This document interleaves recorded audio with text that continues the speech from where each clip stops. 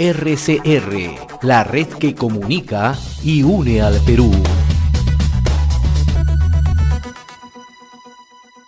Hasta ahora saludamos al profesor Luis Espinosa, presidente del directorio de la rama magisterial. Le agradecemos como siempre la gentileza que tiene con RCR, Red de Comunicación Regional. Profesor Espinosa, qué gusto saludarlo, buen día, muy amable. Muchas gracias, muy buenos días.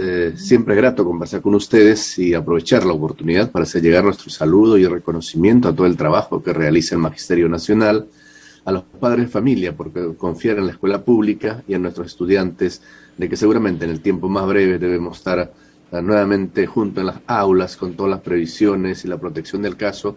Es tiempo que los alumnos ya puedan interactuar con sus pares, con sus compañeros, y en ese camino creo que todos estamos sumando. Ahora, tenemos entendido, profesor Espinosa, que desde el 11 al 25 de noviembre la derrama magisterial a través de la plataforma Facebook va a llevar adelante un conjunto de conversatorios hablando de educación, ¿no?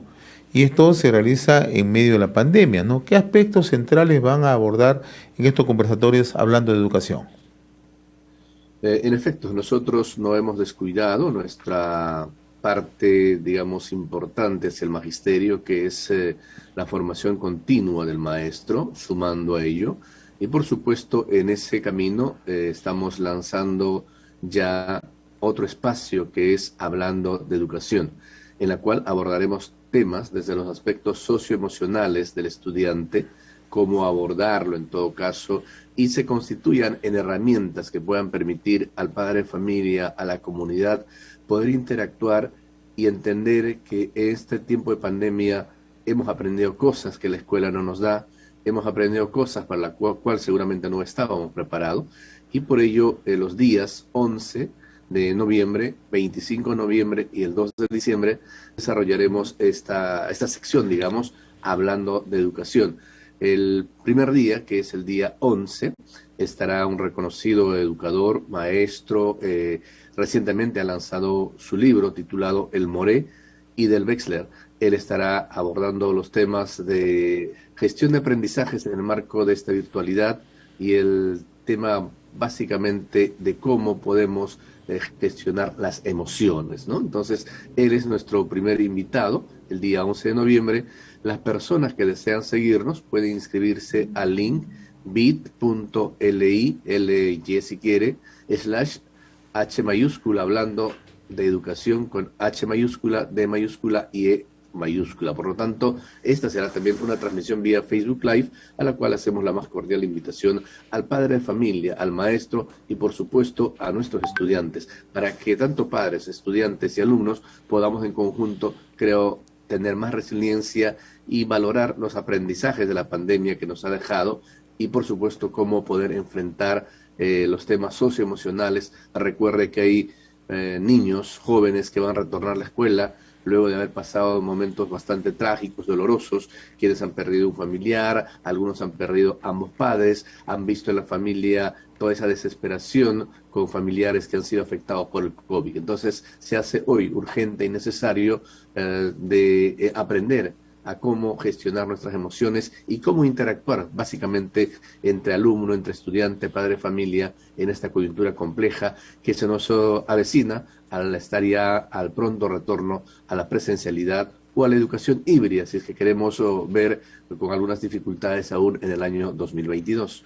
Permítame detenerme en el tema del bienestar emocional, ¿no? Usted lo ha explicado, cómo afecta, cómo afectó la pandemia, ¿no?, a muchas familias, ¿no?, sobre todo, ¿no?, a los padres de familia, a los propios estudiantes, ¿no? ¿De qué manera se va a reforzar, ¿no?, este bienestar emocional a través de este ciclo de conversatorios, ¿no?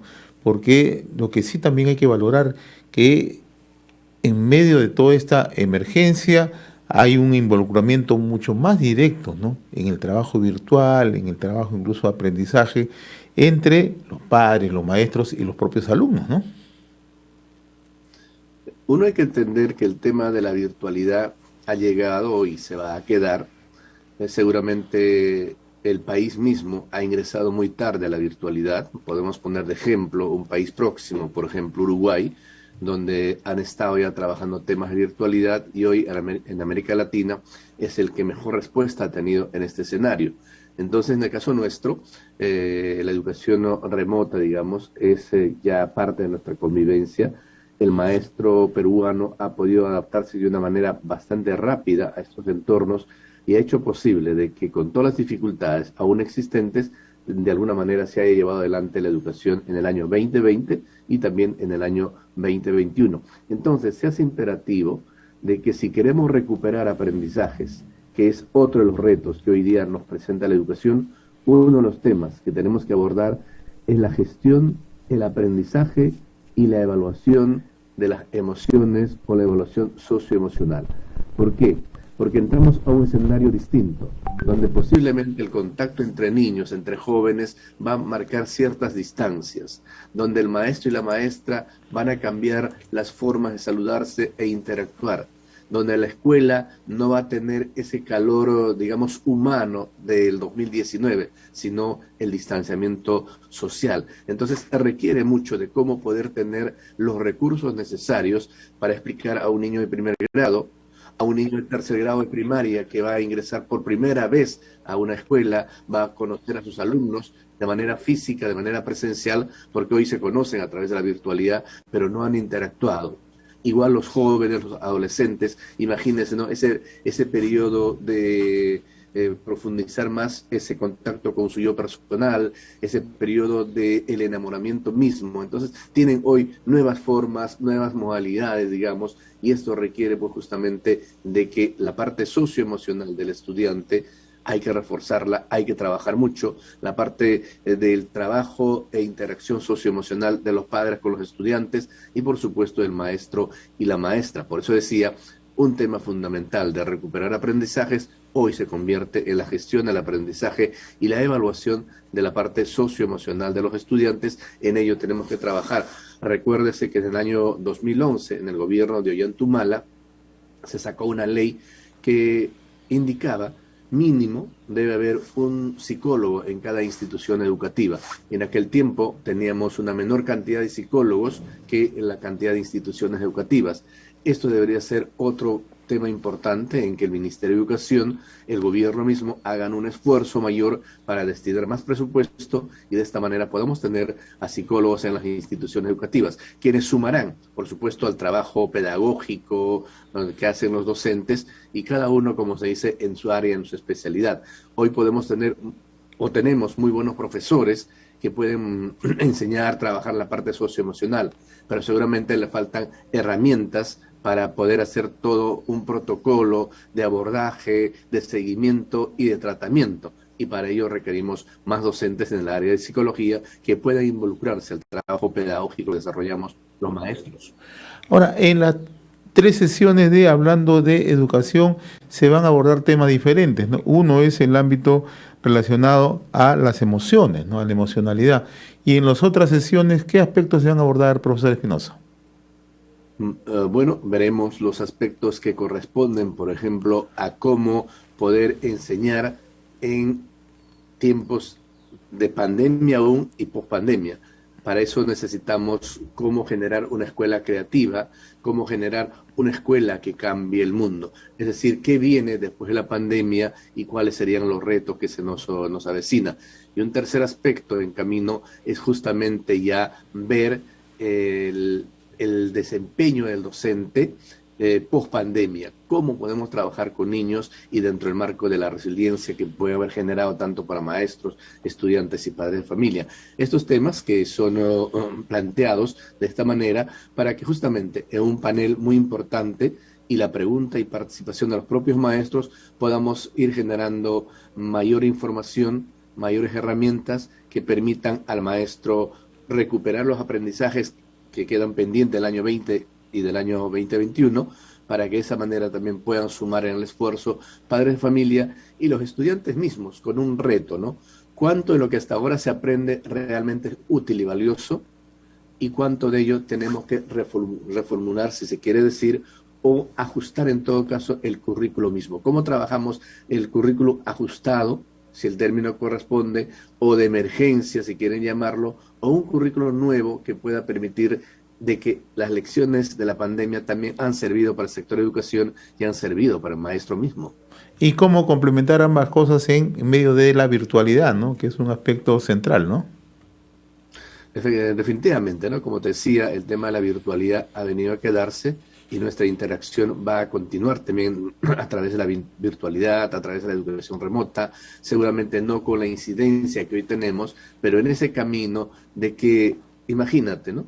Niños, pongo de ejemplo, chicos que primer grado, segundo grado no han ido a la escuela, chicos de cuarto, quinto y secundaria que no han podido despedirse de la escuela, ¿cómo trabajar con ellos?